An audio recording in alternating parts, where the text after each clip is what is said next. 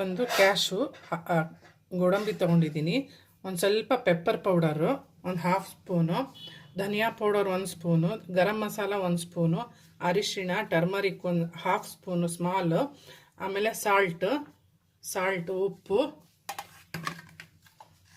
ಆಮೇಲೆ ಗಾರ್ಲಿಕ್ ಬೆಳ್ಳುಳ್ಳಿ 1 ಬಾಲು, ಶುಂಠಿ 1 ಇಂಚು, ಖಾರ ಚಿಲ್ಲಿ ಒಂದು 5ರಿಂದ 6 ತೊಗೊಂಡಿದ್ದೀನಿ. ನಿಮ್ಗೆ ಎಷ್ಟು ಬೇಕು ನೋಡಿ ನೀವು ತೊಗೊಳ್ರಿ. ಒಂದು 4 ಆನಿಯನ್ನು, ಸ್ಮಾಲ್ ಆನಿಯನ್ನು 4 ತೊಗೊಂಡಿದ್ದೀನಿ, ಕೊತ್ತಂಬರಿ. ಈಗ ಎಲ್ಲನೂ ಪೇಸ್ಟ್ ಮಾಡ್ಕೊಳ್ಳೋದಿದು. ಹಾಗೆ ಮೊಸರು ತೊಗೊಂಡಿದ್ದೀನಿ, ಆಮೇಲೆ fresh cream.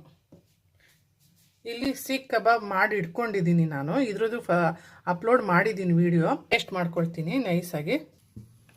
1 table spoon oil ಹಾಕಿದ್ದೀನಿ. ಈಗ ಒಂದೆರಡು ಸ್ಪೂನು ಓಕೆ ಪೇಸ್ಟ್ ಮಾಡ್ಕೊಂಡಿದ್ದು ಆ್ಯಡ್ ಮಾಡ್ತಾಯಿದ್ದೀನಿ. ಗ್ರೇವಿ ಆ್ಯಡ್ ಮಾಡಿದ್ದೀನಿ. ಈಗ ಸ್ವಲ್ಪ ಆಯಿಲ್ ಬಿಡ್ಕೊಳ್ಳೋ ತನಕ. ಆಮೇಲೆ ಈ ಇಂಗ್ರೀಡಿಯೆಂಟ್ಸ್ ಎಲ್ಲ ಆ್ಯಡ್ ಮಾಡ್ತಾಯಿದ್ದೀನಿ. ಎಲ್ಲ ಮೊಸರು ಆ್ಯಡ್ ಮಾಡಿದ್ದೀನಿ. ಲಂಪ್ಸ್ ಇರಬಾರ್ದು, ಗಂಟಿರಬಾರ್ದು.